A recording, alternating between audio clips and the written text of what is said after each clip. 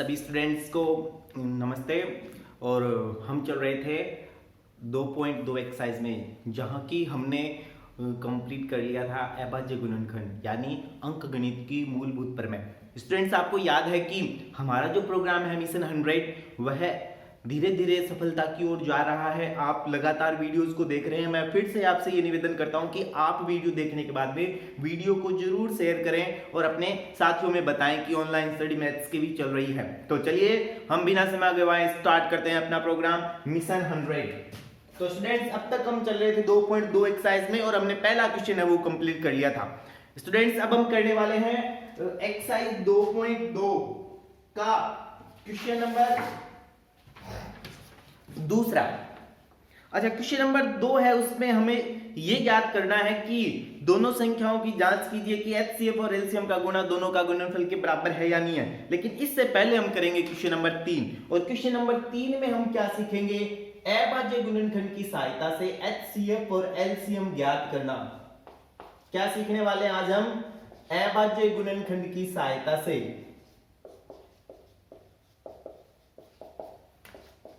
HCF और LCM ज्ञात करना। हमने 2.1 एक्सरसाइज में क्या सीखा था? यूक्लिड विभाजन एल्गोरिथम की सहायता से सीखा था एचसीएफ ज्ञात करना। आज हम क्या सीखने वाले हैं? अभाज्य गुणनखंड की सहायता से एचसीएफ और एलसीएम को ज्ञात करना कि किस तरीके से अभाज्य गुणनखंड विधि से हम एचसीएफ और एलसीएम भी ज्ञात कर सकते हैं। तो चलिए स्टूडेंट्स, हम स्टार्ट करते हैं क्वेश्चन। आप लगातार देखते रहिए। क्वेश्चन है हमारा 12, 15 और 21। ये हमें क्वेश्चन दिया हुआ है 12, 15 और 21। इन तीन संख्याओं का हमें अभाज्य गुणनखंड विधि से एचसीएफ और एलसीएम ज्ञात करना है। जब भी हमें अभाज्य गुणनखंड विधि से करना होता है तो एक तो बात आपको समझ आ गई होगी कि हमें इन तीन संख्याओं का अभाज्य गुणनखंड करना होगा। तो पहले हम इन तीन संख्याओं का 3 हो, 4 हो, 2 हो, 5 हो, कुछ भी हो, हमें यहाँ पे 3 का दिया हुआ है, हमें तीनों संख्याओं का अभाज्य गुणनखंड करना है। 12 का स्टार्ट करते हैं। छोटी से छोटी संख्या अभाज्य संख्या 2 है, 6 बार चला जाएगा भाग, फिर से 2, 3 बार चला जाएगा, 3 का 1 बार, यानी इस हमने 12 का अभाज्य गुणनखंड कर लिया। 15 का करेंगे, 2 का जा नहीं रहा है, 3 का जाएगा, 5 का जाएगा 1 बार। 21 का करेंगे हम, 3 बार जाएगा, 7 बार जाएगा 3 का भाग, और 7 का जाएगा 1 बार। हमने तीनों संख्याओं का अभाज्य गुणनखंड कर लिया। स्टूडेंट्स, एलसीएम और एचसीएफ क्या होता है पहले आप इसको ध्यान से सीख लेना, क्योंकि इसके कई क्वेश्चन यदि इनको बारीकी से नहीं सीखे होते हैं, इनके कॉन्सेप्ट क्लियर नहीं होते हैं ना, तो लगभग है वो गलत भी हो जाते हैं। चलो मैं 12 का अभाज्य गुणनखंड लिखता हूं। क्या आया मेरे पास में? 2 गुणा 2 गुणा 3। 15 का क्या आया मेरे पास? 3 गुणा 5। और 21 का मेरे पास क्या आया? 3 गुणा 7। हमें कॉन्सेप्ट ये कहता है कि जो तीनों में कॉमन होता है ना वो एचसीएफ होता है, हाईएस्ट कॉमन फैक्टर। फिर से सुनिएगा, जो हमें 3 संख्याएं दी हुई है तीनों के अभाज्य गुणनखंड में, 2 संख्याएं दी हुई है दोनों के अभाज्य गुणनखंड में, 4 दी हुई है चारों के अभाज्य गुणनखंड में, वह संख्या जो 3 दी हुई है ना, जैसे यहाँ पे 3 दी हुई है, तो तीनों के अभाज्य गुणनखंड में मौजूद है, उपस्थित है, वही संख्या एचसीएफ हाईएस्ट कॉमन फैक्टर कहलाती है। तो आप ध्यान से देखिए कि 12 के अभाज्य गुणनखंड में 2 गुणा 2 गुणा 3 में, 15 में 3 गुणा 5 में, और 21 में 3 गुणा 5 में, ऐसी संख्या जो तीनों में उपस्थित है वह कौन सी है? 3 है। तो इन तीनों संख्याओं का एचसीएफ कितना होगा? 3।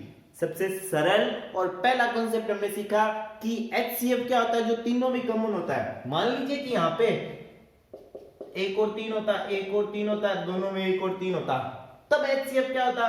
तब एचसीएफ होता 3 गुणा 3। वो हम आगे के क्वेश्चन में भी सीख लेंगे, लेकिन इस क्वेश्चन में हमें क्या सीखना है? एक बार हम इतना सीखे कि तीनों अभाज्य गुणनखंड में जो संख्या कॉमन है वो एचसीएफ है, यानी एचसीएफ बराबर 3।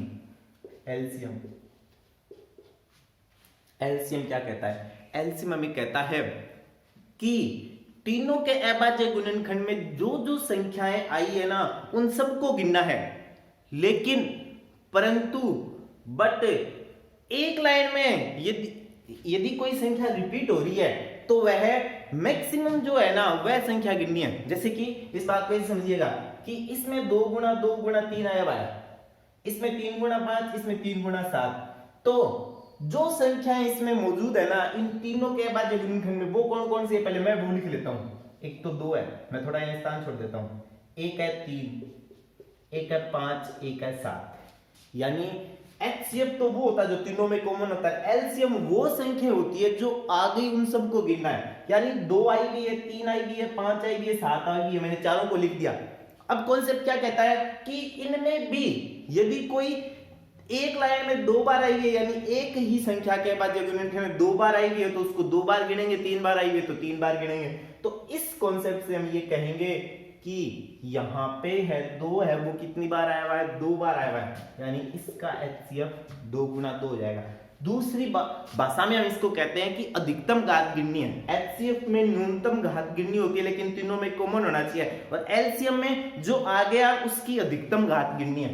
तो 2 की अधिकतम घात यहाँ पे 2 है, ये 2 बार आया हुआ है, 2 गुना 2 यानी 4, गुना 3 गुना 5 यानी 15, गुना 7, 60 गुना 7, कहने का मतलब है 420। यानी हमारा जो एचसीएफ है वो कितना रहा, 2 गुना 2 यानी 4, गुना 3 गुना 5 यानी 4 गुना 15 गुना 7 यानी 4 गुना 15 60, 60 गुना 7 यानी 420। ये हमारे इस सवाल का एचसीएफ और एलसीएम रहा। ठीक है, तो स्टूडेंट्स ये पहला हमारा सवाल था जिसमें हमने एचसीएफ और एलसीएम ज्ञात करना सीखा। एचसीएफ क्या होता है, हाईएस्ट कॉमन फैक्टर होता है, जितनी संख्याएं हैं उन सब के बाद गुणनखंड में जो संख्या कॉमन है, यानी तीनों है तो तीनों में 4 है तो चारों में एक ही है वो, तो तीनों के बाद गुणनखंड में 3 आ रही है तो 3 हो गया। एलसीएम जो आ गया उनकी अधिकतम घात गिननी है, और एचसीएफ में जो तीनों में न्यूनतम है वो गिननी है।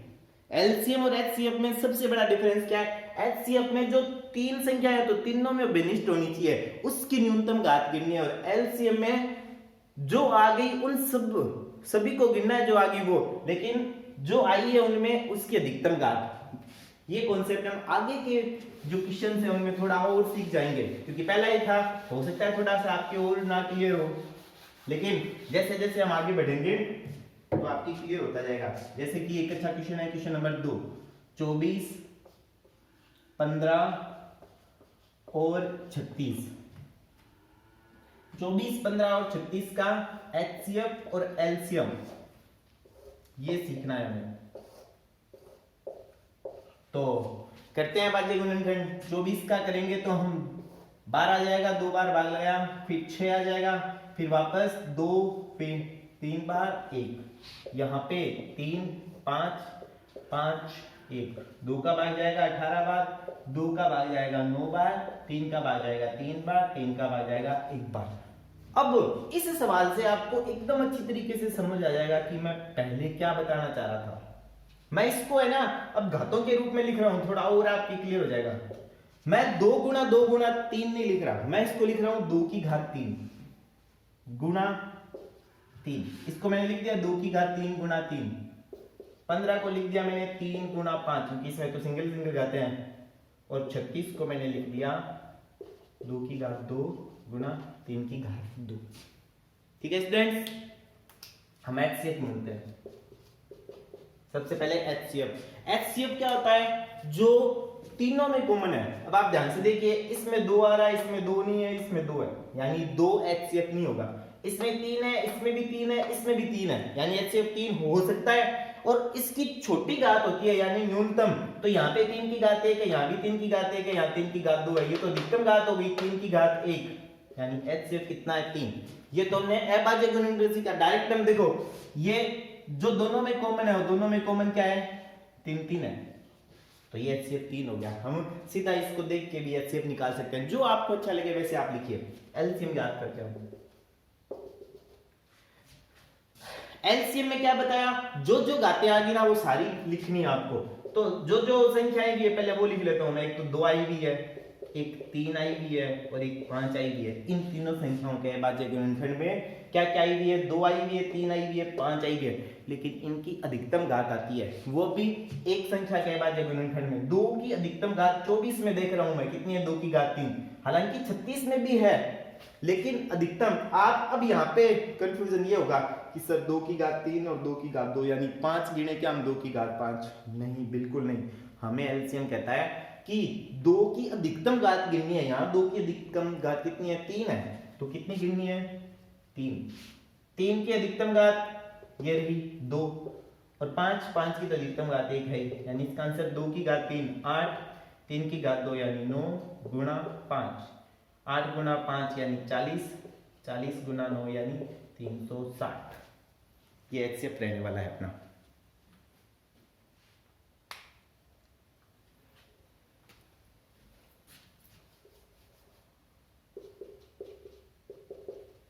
एचसीएफ बराबर 3 है इसका, और इसका जो एलसीएम है वो है 8 गुणा 5 यानी 40, 40 गुणा 9 यानी 360।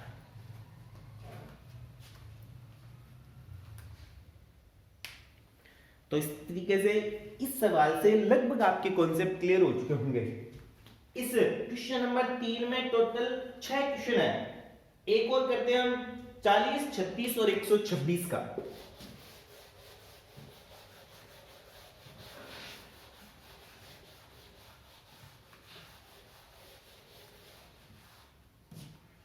तीसरे का 5वां करवा रहा हूं मैं। तीसरे का 5वां 40, 36 और 126। तो स्टूडेंट्स लिख लेते हैं हम तीनों संख्याओं को अभाज्य गुणनखंड के रूप में।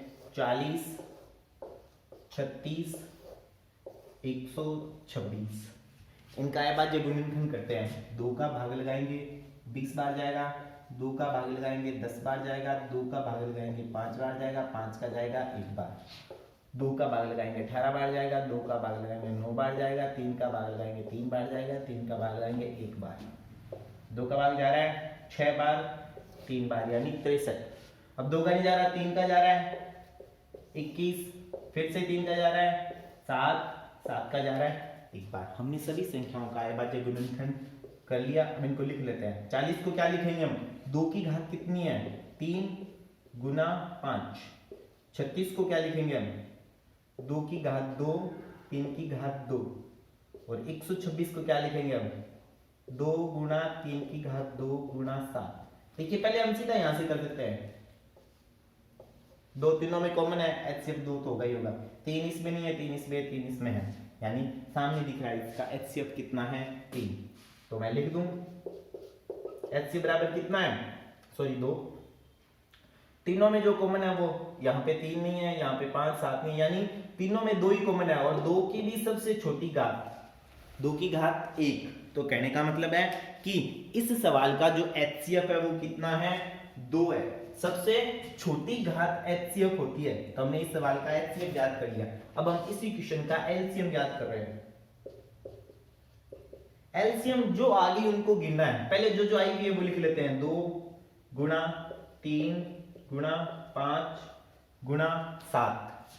2 की अधिकतम घात आप देख सकते हो कि इन सब अभाज्य गुणनखंडों में 2 की अधिकतम घात है 2 की घात 3। 3 की अधिकतम घात कितनी है? दोनों ही बार 2 है, 3 की घात 2। 5 की अधिकतम घात कितनी है? 1। और 7 की अधिकतम घात कितनी है? 1। आंसर हो जाएगा 2 की घात 3 यानी 8, 3 की घात 2 यानी 9 गुणा 5 गुणा 7। ये तो हमने अभी किया था। 8 और 5 को गुणा किया 40, 40 गुणा 9 या 40 गुणा 63 भी लिख सकते हैं। 9 इंटू 7, 40 गुणा 63 हो गया। 8 इंटू 5 हो गया 40 और 9 इंटू 7 हो गया 63। अब इनको गुणा कर लेते हैं। 4 को 3 से करेंगे 12, एक आगे कैरी 24 और एक 25, 2520। तो इस तरीके से हमने ये दोनों के एचसीएफ और एलसीएम फाइंड कर लिए। तो स्टूडेंट्स ये था हमारा क्वेश्चन नंबर 3। मैंने पहले दूसरा क्वेश्चन इसलिए नहीं कराया कि ये जो कॉन्सेप्ट है ये पहले आपके क्लियर नहीं था।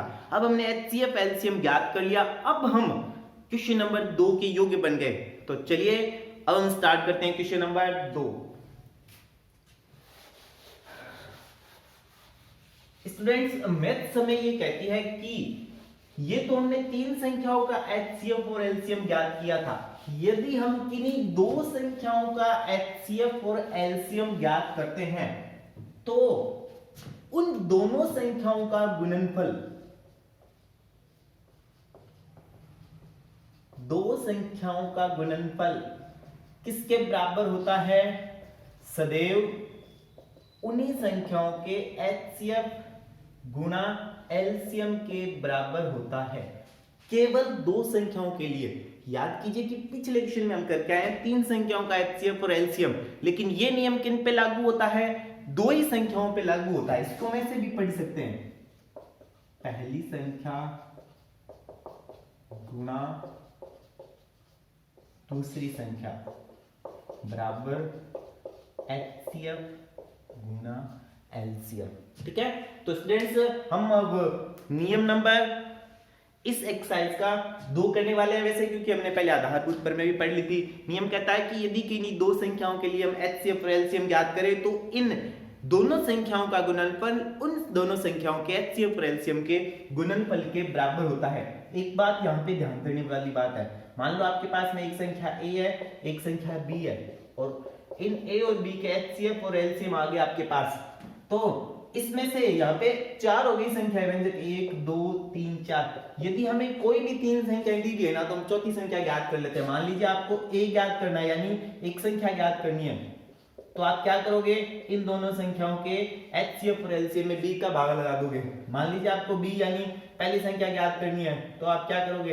एचसीएफ और एलसीएम में किसका भाग लगा दोगे? ए का। मान लीजिए आपको एचसीएफ ज्ञात करना है, तो इस बार क्या होगा? एलसीएम बट्टे में आ जाएगा, दोनों संख्याओं के गुणनफल में हम किसका भाग लगा देंगे? एलसीएम का। और मान लीजिए आपको एलसीएम ज्ञात करना है, तो दोनों संख्याओं के गुणनफल में एचसीएफ का भाग लगा देंगे। ये वैसे तो ये दोनों जो सूत्र है ये तो सेम ही है, ये दो अलग अलग सूत्र हो गए, तो मैं इसको दूसरा और इसको तीसरा बनाता हूं। ये तो एक ही है, ए या बी, यानी पहली संख्या ज्ञात करो चाहे दूसरी संख्या ज्ञात करो। तो इसी फॉर्मूले पे आधारित ये दो अपने आप ही फॉर्मूले बन जाते हैं कि एचसीएफ का फॉर्मूला यदि दोनों संख्याएं दी हुई तो दोनों के गुणनफल और उसके एलसीएम के बराबर होता है। और ऐसे ही दो संख्याओं के गुणनफल में यदि हम एचसीएफ का भाग लगा दे तो एलसीएम प्राप्त हो जाता है। तो इसी फॉर्मूले की सहायता से हम ये दो फॉर्मूले भी निकाल सकते हैं और इस पर कोई क्वेश्चन आ जाए तो भी हम कर सकते हैं। राजस्थान अजमेर बोर्ड में ऐसा क्वेश्चन 1 नंबर का पहले भी आया हुआ है 2018 के एग्जाम में, इसलिए मैंने ये फॉर्मूला आपको लिखाया है। तो चलिए हम स्टार्ट करते हैं क्वेश्चन नंबर 2। क्वेश्चन नंबर 2 में क्या कहता है, मैं क्वेश्चन नहीं लिखा रहा हूं, मैं आपको बोल के बता देता हूं। वो कहता है कि आपको दो संख्याएं दी हुई है, इन दोनों संख्याओं से पहले तो इनका एचसीएफ और एलसीएम ज्ञात करो और फिर जांच करो कि दोनों संख्याओं का गुणनफल उनके एचसीएफ और एलसीएम के बराबर है या नहीं। ठीक है, तो चलिए हम स्टार्ट करते हैं। दूसरे का पहला क्वेश्चन, हमें दो संख्याएं दी हुई है 96 और 404। ठीक है स्टूडेंट्स, इस क्वेश्चन में करना क्या है मैं फिर से बता देता हूं। दूसरे के जो दूसरा क्वेश्चन है उसमें टोटल 3 हमें दिए हुए हैं, 3 में से मैं केवल कोई 2 कराने वाला हूं, एक आपको खुद करना है, आपका होमवर्क है। पर्सन में करना क्या है, जो दो संख्या हमें दी हुई है उन दोनों के एचसीएफ और एलसीएम निकालने हैं, फिर इन दोनों के एचसीएफ और एलसीएम का बराबर इन दोनों संख्याओं के गुणनफल के बराबर में सिद्ध करना है क्या कि इनका गुणनफल है वो बराबर है। तो चलिए स्टूडेंट स्टार्ट करते हैं। 96 का और 404 का एचसीएफ और एलसीएम फाइंड करते हैं अभाज्य गुणनफल विधि से। 2 का भाग लगाएंगे हम, 48 बार जाएगा। 2 का भाग लगाएंगे हम, 24 बार जाएगा। 2 का भाग लगाएंगे हम, 12 बार जाएगा। 2 का भाग लगाएंगे हम, 6 बार जाएगा। 2 का भाग लगाएंगे हम, 3 बार जाएगा। 3 का भाग लगाएंगे हम, 1 बार जाएगा। 96 का अभाज्य गुणनफल कर दिया हमने। 404 का करते हैं, 2 का भाग लगाएंगे 202 बार जाएगा। 2 का भाग लगाएंगे 101 बार जाएगा। 101 एक अभाज्य संख्या है, इसका भाग सीधा 101 में ही जाएगा। दोनों का हमने अभाज्य गुणनखंड कर दिया। स्टूडेंट्स देखिए 96 का जब हमने अभाज्य गुणनखंड किया, पहले 2 का भाग लगाया 48 बार। 48 में 2 का भाग जा रहा है 24 बार। 24 में 2 का भाग जा रहा है 12 बार। 12 में 2 का भाग जा रहा है 6 बार। 6 में 2 का भाग जा रहा है 3 बार, 3 में जा रहा है 1 बार। 404 का अविभाज्य गुणनखंड, 2 में भाग रहा है 202 बार, फिर 2 में लगाया 101 बार, 101 अविभाज्य संख्या है। चलिए स्टूडेंट स्टार्ट करते हैं हम इसका HCF फाइंड करते हैं। HCF क्या मैं इनका अविभाज्य गुणनखंड लिखूं? इनके बिना लिखे हम HCF ज्ञात नहीं कर सकते? कर सकते हैं स्टूडेंट्स, मैं सीधा ज्ञात करता हूं। आपको यदि ऐसी होगी हैबिट तो आप इनके अविभाज्य गुणनखंड लिख लो फिर ज्ञात कर लो, सीधा भी ज्ञात कर सकते हैं। स्टूडेंट्स HCF क्या होता है? जो दोनों में कॉमन है। यहाँ पे तो फाइंड करना बहुत ही सिंपल सा है। इस साइड 3 ही संख्या है तो ये तो इधर है ही नहीं 101, तो ये 2 संख्याएं दोनों तरफ है, इसका मतलब इसका HCF हो जाएगा 2 गुना 2 यानी 4। और अविभाज्य गुणनखंड लिखेंगे तो भी दोनों तरफ क्या कॉमन है? 2 गुना 2 कॉमन है, तो HCF हो गया 4। एलसीएम फाइंड करते हैं स्टूडेंट्स। जो संख्याएं हैं वो लिख लेता हूं मैं। एक तो आई हुई है 2, एक आई हुई है 3, एक आई हुई है 101। इनके अविभाज्य गुणनखंड में 3 ही संख्याएं हैं, 2 है, एक 3 है और एक 101 है, लिख लिया। लेकिन 2 की अधिकतम घात कितनी है? ये है 1 2 3 4 5, तो 2 की अधिकतम घात है 5 गुणा 3 गुणा 101। कहने का मतलब है 2 की घात 5 कितनी होती है? 2 की घात 5 10 नहीं होती है। कई स्टूडेंट्स जल्दबाजी में 2 की घात 5 10 कर देते हैं, लेकिन 2 की घात 5 होती है। इनको गुणा कर लो, ये आपके सामने ही तो है, 2 गुणा 2 ये होती है 96 होती है, 96 से कम होगी। 2 गुणा 2 कितनी होगी? 4, 4 गुणा 2 8, 8 गुणा 2 16, 16 गुणा 2 यानी 32। एक ये 6 रह गया था 96 के अलावा, यानी 3 का डिवाइड 32 बच गए, तो ये होगी 32 गुणा 303, यानी इस संख्या का एलसीएम आ जाएगा 32 गुणा 303। स्टूडेंट्स यदि आप चाहो तो इनका गुणा कर सकते हो, लेकिन क्योंकि हमें क्वेश्चन पहले से पता है कि हमें इसमें सत्यता की जांच करनी है, हम नहीं करेंगे मल्टीप्लाई और सत्यता की जांच कर लेंगे। आप चाहो तो 32 को 303 से गुणा भी कर लो, तो जो भी आएगा वो हमारा आंसर बन जाएगा एलसीएम। लेकिन हम सत्यता की जांच करते हैं। सत्यता की जांच हमें क्या कहती है कि इन दोनों संख्याओं का HCF और LCM का गुणा किसके बराबर होना चाहिए? दोनों संख्याओं के गुणनफल के।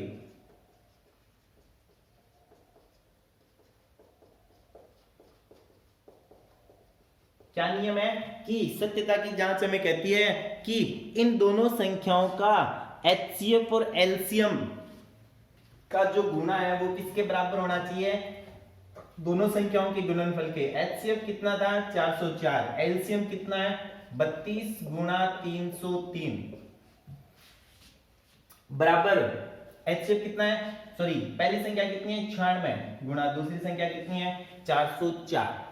आप चाहो तो इनका गुणा भी कर सकते हो, आंसर है उस पर कोई फर्क नहीं पड़ेगा। लेकिन मैंने इसलिए नहीं किया कि थोड़ा आपके लिए सरल हो जाएगा, वरना तो 96 आ जाएगा इसका है। यदि हम गुणा करेंगे तो 32 को 3 से गुणा करेंगे, 32 3 96 होते हैं, 32 × 3 96 होते हैं, यानी इसकी जगह मैं 96 गुणा 96 भी लिख सकता था। ठीक है, तो यदि आप चाहो तो वैसे कर लो, वरना ऐसे भी आंसर आ जाएगा। ऐसे करने से ये होगा कि हमें इन दोनों तरफ का गुणा बराबर दिखाना है। अब हमें 96 गुणा 96 को फिर 4 से गुणा करना है, 96 और 404 को गुणा करना है, दोनों तरफ के गुणांक बराबर आएंगे। आप ऐसा कर सकते हो, वरना आप मैथ्स के स्टूडेंट्स हैं, आपको यदि गुणा भाग आता है तो आप सीधा भी काट दीजिए, आंसर पे कोई फर्क नहीं पड़ेगा। जैसे कि स्टूडेंट्स यदि मैं इस 4 से इस 404 को काटूं तो आपको एकदम सामने दिख रहा है 101 बार कट जाएगा ये। ठीक है, अब ये 101 है, ये 303 है, कितनी बार कट जाएगा? 3 बार कट जाएगा। क्या बचा?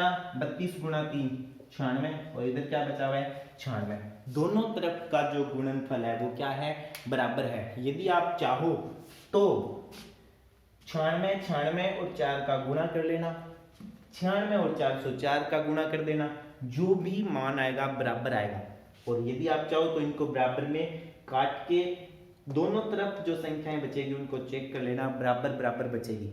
ठीक है स्टूडेंट्स, तो हमने चेक किया कि इनको काटाबाटी करने के बाद में बराबर में आपस में कट जाती है संख्याएं, जो बच जाती है वो दोनों तरफ एक जैसी बचेगी, एक जैसी बच गई। हमारा सत्यता की जांच हमने की और इसको सत्य पाया, इस नियम को। किस नियम को? कि किन्हीं दो संख्याओं का गुणनफल और उन्हीं संख्याओं का HCF और LCM का गुणनफल सदैव बराबर होता है। एक और उदाहरण से इसको कंफर्म कर लेते हैं।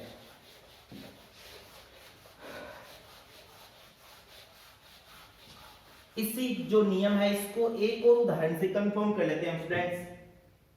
336 और 54, इसी का सेकंड करवा रहा हूं मैं। हमें दिया हुआ है 336 और 54, तो चलिए बिना समय गवाए हम लिखते हैं 336 और उसका करते हैं अभाज्य गुणनखंड। फिर हम लिखते हैं 54 और उसका करते हैं अभाज्य गुणनखंड। 2 का भाग लगाएंगे हम, कितनी बार जाएगा स्टूडेंट्स? 16 बार। फिर 1 बच गया 18, 168। 2 का भाग लगाते हैं स्टूडेंट्स, कितनी बार जाएगा? 84 बार। 2 का भाग लगाते हैं स्टूडेंट्स, कितनी बार जाएगा? 42 बार। 2 का भाग लगाते हैं स्टूडेंट्स, कितनी बार जाएगा? 21 बार। 3 का भाग लगाते हैं स्टूडेंट्स, कितनी बार जाएगा? 7 बार। 7 का भाग लगाते हैं हम, कितनी बार जाएगा? 1 बार। इसमें 2 का भाग लगाते हैं, कितनी बार जाएगा? 27 बार। 3 का भाग लगाएंगे, कितनी बार जाएगा? 9 बार। 3 का भाग लगाएंगे हम, कितनी बार जाएगा? 3 बार। 3 का भाग लगाते हैं, कितनी बार जाएगा? 1 बार। चलिए स्टूडेंट्स, हम अब आप चाहो तो इसका लिख सकते हो, ये लो, आपको ऐसे अजीब सा लगे तो 336 का अभाज्य गुणनखंड लिख लो। 1 2 3 4, 4 घात नहीं है, 2 की घात 4 गुणा 3 सिंगल ही आया गुणा 7। 54 का और लिख लो, कितना है? 2 तो सिंगल है और 3 की घात 3 है।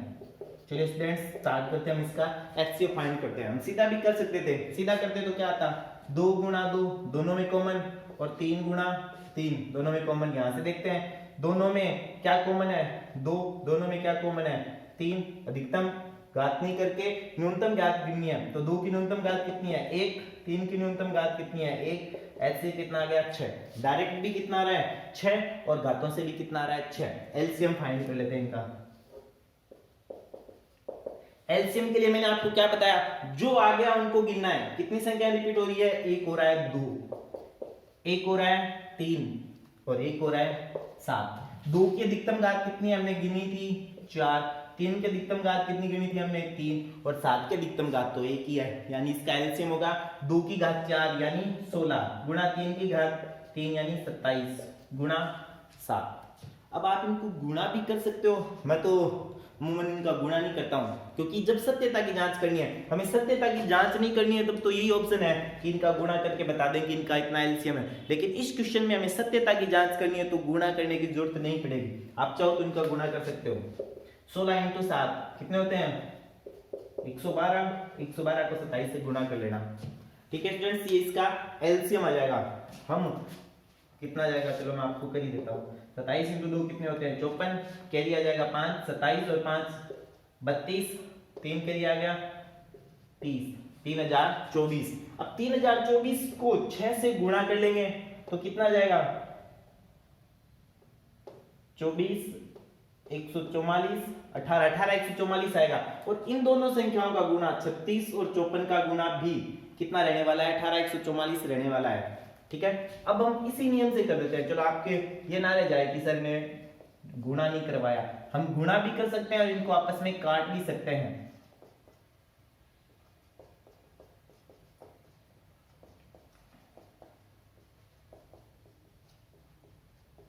HCF गुणा LCM किसके बराबर है? दोनों संख्याओं के गुणनफल के। तो HCF कितना आया था? 6, और LCM कितना आया? 3024। किसके बराबर है? दोनों संख्याओं के गुणनफल के।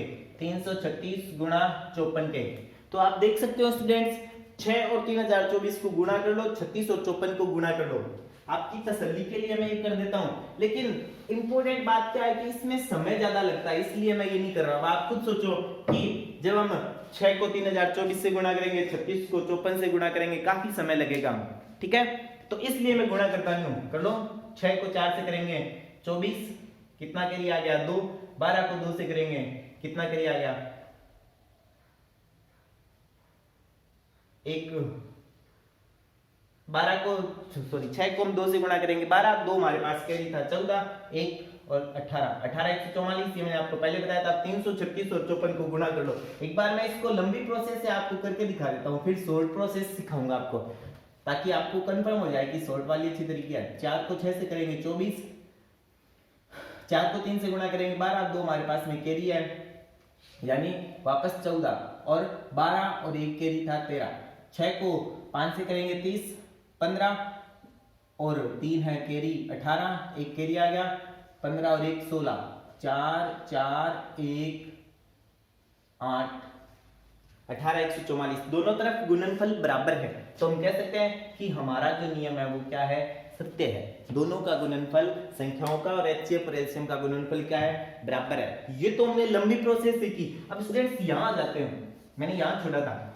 ठीक है, अब मैं इसलिए आपको बता रहा था कि यदि हम इनका गुणनफल नहीं करें ना तो हमें टाइम भी कम लगता है और हमारा आंसर भी सरल आ जाता है, लेकिन ये कभी उसी टाइम करना है जब हमें सत्यता की जांच पूछे। देखिए HCF 6 गुणा एलसीएम, मैंने गुणा नहीं किया, 16 गुणा 27 गुणा 7 बराबर कितना 336 गुणा 54।